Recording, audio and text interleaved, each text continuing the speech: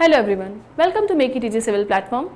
आज का जो हमारा शॉर्ट वीडियो रहेगा वो रहेगा कंपोनेंट्स ऑफ स्टेयरकेस। तो आइए पहले जान लेते हैं कि स्टेयरकेस होता क्या है। स्टेयरकेस पे जाने से पहले आपको फ़्लाइट का पता होना बहुत ज़्यादा ज़रूरी है। उड़ने वाली फ़्लाइट नहीं, स्टेयरकेस में यूज़ होने वाली फ़्लाइट। तो बेसिकली जब हम फ़्लाइट की बात करते हैं तो फ़्लाइट होती है आपकी सीरीज़ ऑफ स्टेप्स। जब बहुत सारे स्टेप्स एक के बाद एक के बाद एक के बाद एक बनते हैं या जो सीरीज़ बनती है उनकी, उन्हीं के कॉम्बिनेशन को क्या बोला जाता है? फ़्लाइट बोला जाता है। और ऐसी बहुत सारी फ़्लाइट्स बन जाती हैं जब, फॉर एन एग्ज़ाम्पल, मैं ऐसे सीधा गई, ठीक है ना, कुछ इस तरीके से गई और फिर मुड़ गई, ऐसे मुड़ी और फिर ऐसे टर्न हो गई। तो कुछ एक फ़्लाइट मेरी इधर बन गई, कुछ एक इधर बन गई, या फिर मैं इस तरीके से मुड़ गई, या फिर मैं इस तरीके से चली गई। ये स्ट्रेट बेसिकली यहाँ पे लैंडिंग आई और फिर कुछ इस तरीके से यहाँ पर मैं चली गई। तो इस तरीके से अगर मैं मूव कर रही हूँ, ठीक है ना, तो ये एक मेरी फ़्लाइट हो गई। यहाँ पर ये देखिए, पहले मैं इस तरीके से गई, यहाँ पे फ़्लाइट हुई, फिर उसके बाद ये सीरीज़ ऑफ स्टेप्स यहाँ है, ठीक है। ये लैंडिंग है मेरी, ये जो बीच वाला पोर्शन है ये लैंडिंग है मेरी। तो ये जो पर्टिकुलर सीरीज ऑफ स्टेप्स हैं विदाउट एनी ब्रेक, इन्हीं को मैंने बोला है फ्लाइट, इन्हीं को मैंने बोला है फ्लाइट। सिमिलरली ये भी मेरी फ्लाइट ही है। इट्स लाइक बीच में एक ब्रेक आया, फिर उसके बाद ये सीरीज ऑफ स्टेप्स कंटिन्यूशन में है without any kind of break, तो इसको भी मैंने क्या बोला है? फ्लाइट बोला है। The series of steps without any kind of break in between is known as a flight. And ऐसी ही जब दो फ्लाइट्स, मान लीजिए 2, 3, 4 वट एवर इट इज़, तो ऐसी जितनी फ्लाइट्स का जो आप कह रहे हो सीरीज़ बनी हुई है, जैसे ये एक फ्लाइट, दो फ्लाइट, तो आप इस पूरे को क्या बोलोगे? स्टेयरकेस बोलोगे। So the series of flights is known as a staircase, whereas series of steps without any break in between is known as a flight. तो आई होप आपको स्टेयरकेस समझ में आ गया होगा यहाँ पर, और फ्लाइट भी। तो आइए चलते हैं इसके कंपोनेंट्स की तरफ। अब आपको स्टेयरकेस पता है और आपको ये भी पता है कि पर्टिकुलर फ्लाइट क्या होती है। तो आइए, जिसका सबसे पहला कंपोनेंट है स्टेयरकेस का, वो होता है बेटा आपका स्टेप। तो जब आप इस स्टेप की बात करते हैं, ठीक है ना, तो यहाँ पर बेसिकली जो स्टेप क्या होता है आपका, it's a combination of trade and riser. Trade और राइजर के कॉम्बिनेशन को आप स्टेप बोलते हैं। फॉर एन एग्जाम्पल, आप यहाँ से सीढ़ी चढ़ना स्टार्ट हुए, ये आपने पहला स्टेप लिया, ये दूसरा लिया, ये तीसरा लिया, ये चौथा स्टेप लिया, राइट। तो अगर मैं बोल रही हूँ कि स्टेप डिफाइन कैसे करूँगी, तो step is a combination of riser and trade. Trade वो पोर्शन होता है जहाँ पर आप अपना पैर रखते हैं और ऊपर चढ़ते हैं, ठीक है ना। मतलब ये वाला पोर्शन आपका क्या कहलाता है बेटा? This is known as trade.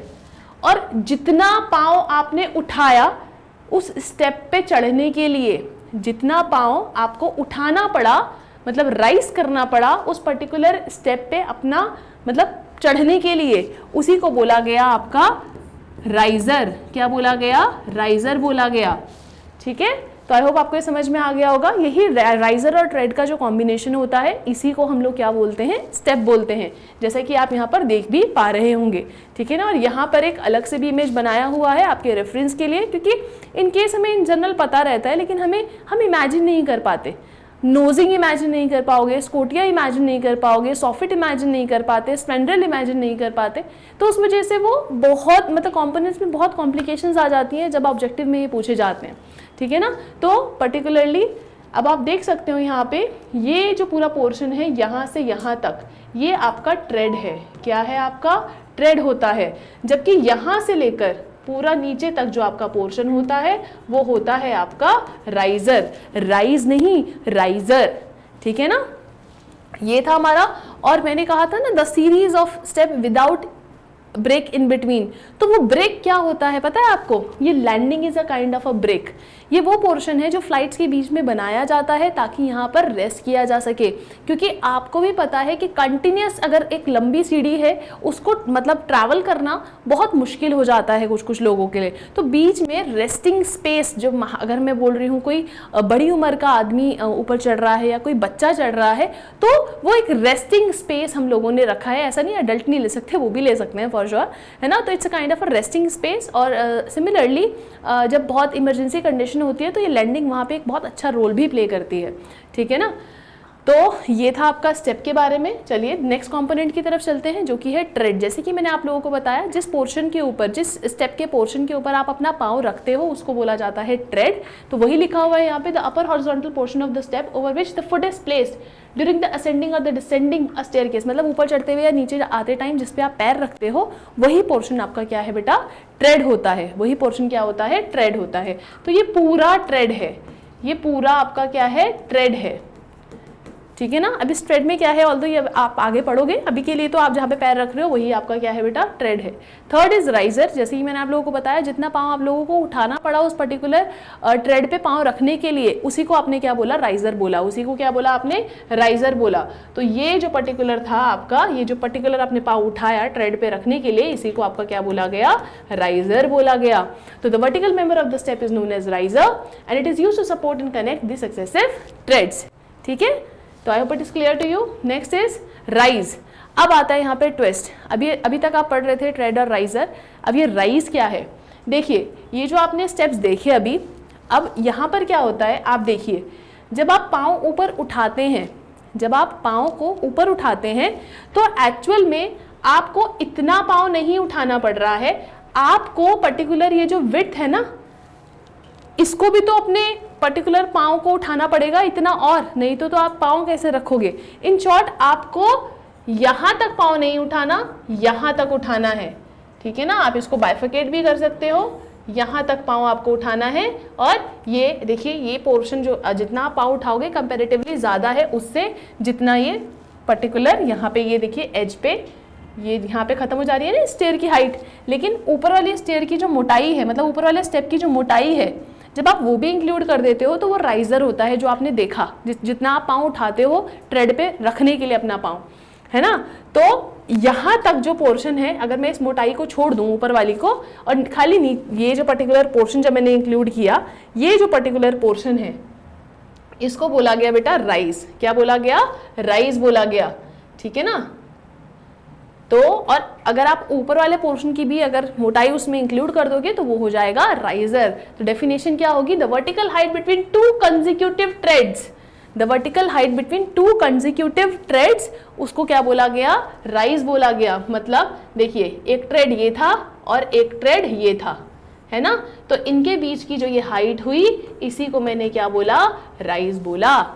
इसी को मैंने क्या बोला, राइज बोला। लेकिन जब ट्रेड की विड्थ, ऊपर वाले ट्रेड की विड्थ भी आप उसमें इंक्लूड कर दोगे, मोटाई भी उसमें इंक्लूड कर दोगे, तो वो आपका कहलाएगा राइजर। क्या कहलाएगा, राइजर। सो बेसिकली आप कह सकते हो that riser is a combination of rise plus the particular thickness of that particular step और ट्रेड। क्लियर है। तो I hope rise and riser clear होगा। The next is landing. जैसे कि मैंने आप लोगों को बताया, आराम करने की एक जगह रहती है, एक ब्रेक होता है दो फ्लाइट्स के बीच में, उसको आप लैंडिंग के नाम से जानते हो। तो it's a horizontal platform between the two successive flights of a stair and is used as a resting place during use of the stair and facilitates the change in direction of the flight. एक तो resting space दे रहा है, साथ ही साथ flight के direction को change करने में भी आपको क्या कर रहा है, अगेन एक हॉल्ट है बीच में, ठीक है ना। तो चेंज मतलब चेंज करने का काम हेल्प कर रहा है वहाँ पे भी। क्लियर है। चलिए, तो ये था आपका लैंडिंग। आप यहाँ पर देख भी सकते हो, इमेजेस लगाई हुई हैं। This is the portion of landing. ये आपकी फ्लाइट 1 थी, ये आपकी flight number 1 and this is again this is flight number 2। Clear है। चलिए, नेक्स्ट कंपोनेंट इज नोजिंग। आप लोगों ने देखा होगा, जो आपकी सीढ़ियाँ हैं, सीढ़ियाँ अगर मैं नॉर्मल ऐसे बना के छोड़ दूंगी तो उनका जो आगे का पोर्शन रहता है ना, बहुत पैना रहता है और दिखने में भी कुछ खास नहीं होता। तो यहाँ पर हम लोग क्या करते हैं, उसका आगे का पोर्शन ना इस तरीके से मोड़ देते हैं, इससे दिखने में एस्थेटिकली भी वो बहुत अच्छा दिखता है हम लोगों को ना। और अगेन इसको राउंड शेप दे देते हैं, तो हमें अगेन वो, मान लीजिए अगर आप किसी सीढ़ी पे गिरे, है ना, तो अगर आप ऐसा पैना छोड़ दोगे, बहुत ही तीखा या शार्पन छोड़ दोगे उसको, तो मतलब चोट बहुत बुरी लगती है उस केस में। लेकिन यहाँ पर क्या है, नोजिंग अगर आप प्रोवाइड करते हो तो कहीं ना कहीं वहाँ पर भी आपको एक एड ऑन मिल जाता है, मतलब बचाव हो जाता है ना। तो नोजिंग होता क्या है, projecting part of the trade beyond the face of the riser, beyond the face of the riser. तो जो ये पर्टिकुलर आपका स्टेप का अलग से बाहर निकला हुआ पोर्शन होता है, इसी को नोजिंग बोला जाता है। यूजुअली राउंडेड होता है ताकि एक एस्थेटिक इफेक्ट क्रिएट किया जा सके, ठीक है ना, और ताकि आपके स्टेयरकेस को कन्वीनियंटली यूज भी किया जा सके। क्लियर है। बाकी मैंने आपको एक रीज़न तो बताया ही था, इनकेस जब आप इनकेस अगर कोई गिर जाता है तो उसको तीखे वाले अगर मैं छोड़ दूंगी तो चोट ज़्यादा लगती है बेटा, इसमें वहाँ पे भी बचाव हो जाता है, वो भी एक रीज़न रहता ही है। Next is again going. अब देखो यहाँ पे ना नोजिंग के नीचे हम एक वो भी देते हैं, वो भी आगे आएगा कंपोनेंट ऑल दो, पर मैं बता देती हूँ आपको, इस नोजिंग को सपोर्ट करने के लिए भी यहाँ पे कुछ इस तरीके से डाला जाता है जिसको बोला जाता है स्कॉटिया। एस्थेटिकली भी अच्छा भी बनाता है और सपोर्ट भी करता है, क्योंकि ये निकला हुआ पोर्शन रहता है ना, और मोस्टली आप देखना जो आप पाँव रखते हो ना वो यहीं रखते हो। हम ये इनर पोर्शन तो बहुत कम यूज़ करते हैं, हम ये जो निकला हुआ पोर्शन है ना यहाँ पे पाँव जिसे कहते हैं बहुत ऑफनली रखते हैं, और इसके टूटने के चांसेस भी इसलिए ज़्यादा रहते हैं, इसलिए हम पर्टिकुलर ये थोड़ा स्ट्रेंथ रहे इसमें, हम नीचे इसकी एक फीलिंग प्रोवाइड कर देते हैं जिसको स्कॉटिया के नाम से हम लोग जानते हैं। अभी अब आप देखोगे आगे। तो बात करते हैं अब गोइंग की, जैसे कि मैंने आप लोगों को बताया, आप लोगों ने ट्रेड और राइजर पढ़ लिया था, राइज भी पढ़ लिया। अब गोइंग क्या होती है, देखिए अगर आप यहाँ पे देखो, मैंने आप लोगों को बताया अभी जो नोजिंग है वो आपका प्रोजेक्टेड पार्ट है। अगर आप गोइंग प्लस नोजिंग कर दोगे, गोइंग प्लस नोजिंग कर दोगे, it constitutes a trade, it constitutes a trade. लेकिन अगर आप मतलब नोजिंग नहीं इंक्लूड कर रहे हो, नोजिंग को अगर मैं ट्रेड में से माइनस कर दूं तो जो पोर्शन मेरा बचता है, बेसिकली अगर मैं उस एक्सटेंडेड पार्ट को इग्नोर कर रही हूं तो मेरा बचा वाला पार्ट क्या है, गोइंग है। बचा वाला पार्ट क्या है, गोइंग है। So it is the horizontal distance between the faces of the two consecutive risers and it is known as going of steps. आप इसको जिस तरीके से मैंने बताया वैसे याद रख सकते हैं। The combination of going and nosing is called as a tread, whereas if you exclude the extended portion then whatever it is left is known as going. Clear है इतनी चीज? तो the horizontal distance between the faces of two consecutive riser is known as going of steps. Clear? चलिए, the next component of staircase is your flight. जैसे कि मैंने आप लोगों को बताया, the series of step without any break in between is known as a flight. ठीक है ना, और वो ब्रेक क्या हो सकता है, the break can be landing. So मैंने आप लोगों को दिखाया ही था, जो ब्रेक है, ब्रेक से I mean landings, right, it's a kind of a break in between. So the continuous series of step without any break between landings और landing and flooring is known as a flight. आप इसको simple terms में याद रख सकते हैं, series of flights है और बीच में अगर आपका क्या है लैंडिंग आ रहा है तो landing is a kind of a break, या फिर आप दो लैंडिंग्स के बीच में अगर सीरीज ऑफ स्टेप्स आ रहे हैं और बीच में कोई भी और ब्रेक नहीं है तो उसको भी आप क्या कहोगे, फ्लाइट ही कहोगे। इस तरीके से भी आप इसको देख सकते हो। तो यहाँ पे ये लिखा हुआ है continuous series of step without any break between the landings. ठीक है ना, एक लैंडिंग इधर है, एक लैंडिंग ऊपर है और बीच में उसके अलावा कोई लैंडिंग नहीं है, सीरीज ऑफ स्टेप्स ही है, तो वो भी एक फ्लाइट ही हुआ आपका। ठीक है, चलिए next component is your headroom. Headroom is basically जो आपका डिस्टेंस रहता है ट्रेड से लेकर ऊपर पर्टिकुलर सीलिंग तक, उस डिस्टेंस को बोला जाता है आपका हेडरूम। ठीक है ना, आप यहाँ पे देख भी सकते हैं, ट्रेड से लेकर जो ये सीलिंग तक का पार्ट है इसी को आपका हेडरूम बोला जाता है। और ये इस तरीके से बनाए जाते हैं कि लंबी से लंबी हाइट का जो बंदा है वो भी उसमें से जा सके, उसका भी सर ऊपर ना टकराए। अभी आप देख सकते हो हेडरूम क्या है, vertical height between the trade off one of the flight and ceiling of the overhead, it is known as a headroom, or it should be sufficient so as not to cause any difficulty to the persons using the stairs. इसको headway भी बोलते हैं। और as per the codal provisions जो minimum headroom दिया जाता है वो आपका 2 से 2 to 2.1 मीटर्स का दिया जाता है। क्लियर है, तो इस तरीके से भी आप इसको याद रख सकते हैं। It is nearly 203.2 centimeters as per the codal provisions. तो इसीलिए 2 और 2.1 दोनों ही आपको ऑब्जेक्टिव में कभी ना कभी मतलब दिख जाते हैं।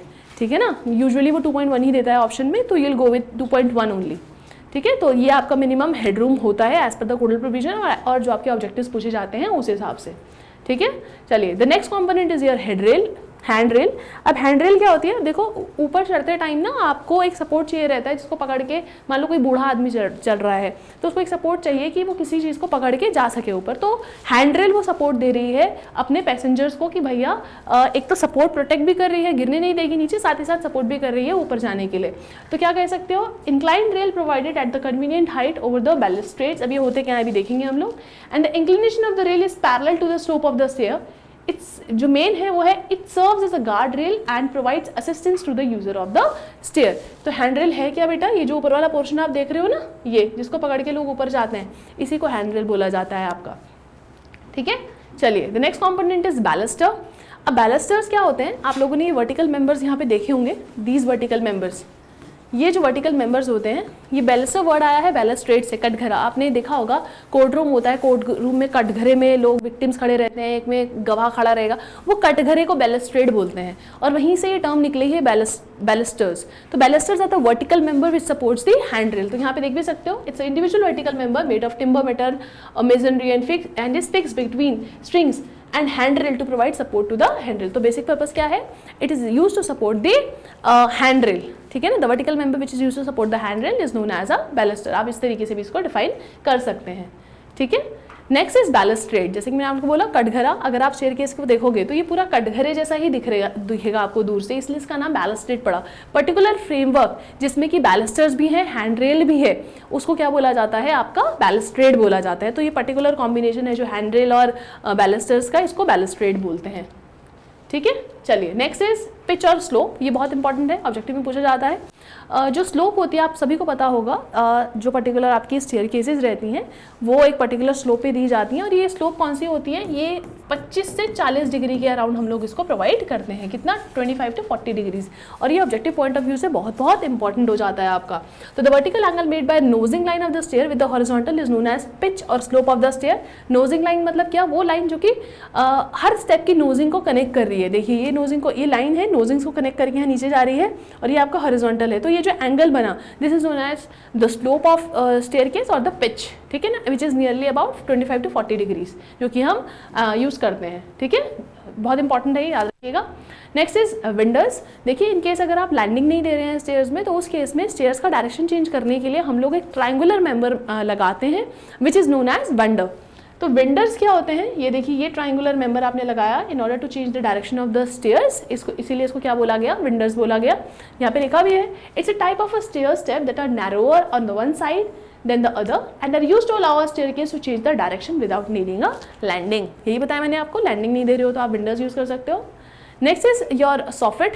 Soffit is basically under side of stair. देखो यहाँ पे मार्क भी कर रखा है, ये जो अंडर साइड नीचे वाला ऐसा सरफेस होगा ना, अंडर सरफेस जो होता है स्टेयर का, उसको सॉफिट बोला जाता है।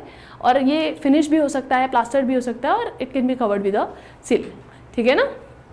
तो मतलब बेसिकली फिनिश भी हो सकता है, अनफिनिश्ड भी हो सकता है ये नीचे वाला पोर्शन अंडर साइड, तो it totally depends. Next is Scotia. Again मैंने जैसे कि आप लोगों को बताया, ये जो आपने प्रोजेक्शंस आगे निकाले हुए हैं अंदर, यहाँ पे हम फिलिंग प्रोवाइड कर देते हैं। अगेन जैसे मैंने आप लोगों को बताया, यहाँ पे आप पैर रखते हैं तो मोस्टली हमारा जो पैर है ये एक्सटेंडेड पार्ट पे ज़्यादा पड़ता है instead of the inner part, इसलिए इसके टूटने के चांसेस बहुत ज़्यादा होते हैं। और इसीलिए हम इसको स्ट्रेंथन करने के लिए और एस्थेटिकली इसको और इम्प्रोवाइज करने के लिए हम यहाँ नीचे फिलिंग प्रोवाइड कर देते हैं which is known as scotia. तो it is a sort of additional molding provided under the nosing or thread to beautify the step of elevation and also to strengthen that. Clear? ठीक है, आप यहाँ पे देख सकते हैं, ये it is clear in this particular image. यहाँ पे ये नोजिंग निकली हुई है और ये अंडर साइड से ये देखिए ये स्कॉटिया दिया हुआ है। क्लियर? चलिए next is your naval post. अब क्या होता है बेसिकली जो आपका जहाँ पे भी चेंजेस आ रहे होंगे, स्टार्टिंग पॉइंट होगा, एंड पॉइंट होगा, वहाँ पे आपको ये नेवल पोस्ट दिखेंगे, ठीक है ना। तो basically it's a kind of a vertical member जो कि आप कहाँ एक कुछ इंपॉर्टेंट पॉइंट्स पे आप इसको प्रोवाइड कर रहे हो। कहाँ पे प्रोवाइड कर रहे हैं, जैसे कि हेड पे, फुट पे, और any point where the balustrade changes its direction. तो कुछ पॉइंट्स में हम प्रोवाइड कर रहे हैं, स्टार्टिंग में करेंगे, एंड में करेंगे, और इन बिटवीन जहाँ पे उसका डायरेक्शन चेंज कर रहा होगा वहाँ पे हम इसको प्रोवाइड करेंगे। और क्या किस काम आ रहा है, again it is use to support the hand rail. Hand rail को support, it's a kind of a vertical member, तो हैंड रेल को तो कहीं ना कहीं सपोर्ट करेगा ये फॉर श्योर, ठीक है। तो ये देखिए, ये कुछ देखिए बाकी के बैलस्टर से अलग है ना, अच्छा सा बना हुआ है, इसी को नेवल पोस्ट बोलते हैं। और ये आपको वहाँ पे भी मिलेगा जहाँ पे बैलस्टर बेसिकली आप अपना डायरेक्शन चेंज कर रहा होगा, और एंड वाले पॉइंट पे भी आपको मिलेगा, ये दिखाने के लिए कि भैया आप स्टेयर के साइड हो रही है, ठीक है। चलिए नेक्स्ट इज योर स्ट्रिंग्स और द स्ट्रिंजर। आप लोगों ने स्ट्रिंजर बीम सुना होगा फॉर श्योर। तो बेसिकली ये क्या होते हैं, ये वो स्लोपिंग आप कह सकते हो मेंबर है which is use to support your steps, ठीक है ना। तो these are the sloping wooden members which is use to support the end of the steps and may be of two types, cut और open type और close और house type. और यहाँ पे इमेज बनी है, this is known as your stringers. यही आपका क्या है, स्ट्रिंजर्स है। ये जो मैंने मार्क किया है, this is known as your stringer which is use to support your steps, ends of your steps. Basically जो आपको आपकी स्टेयर्स की स्टेप्स को सपोर्ट मिल रहा है वो यहीं से मिल रहा है। इस तरीके से आप इसको ध्यान में रखें, ठीक है। The next is line of nosing. जैसे कि मैंने आप लोगों को बताया, the line which is connecting the nose of the steps is known as line of nosing. जैसे देखिए नोज को कनेक्ट करते जा रही है, this is known as line of nosing, ठीक है ना। Next is your spindle. Spindle क्या होता है, ये देखिए जो ट्रायंगुलर स्पेस बन गया ना, ये सीढ़ियाँ बनी और ये जो ट्रायंगुलर स्पेस बन गया ये नीचे, ये ट्रायंगुलर स्पेस को बोला जाता है आपका स्पेंडल। क्या बोला जाता है, स्पेंडल। तो this is the last slide for today. I hope आपको ये सेशन अच्छा लगा हो और समझ में भी आया हो। Thanks for coming to our online platform. Thank you.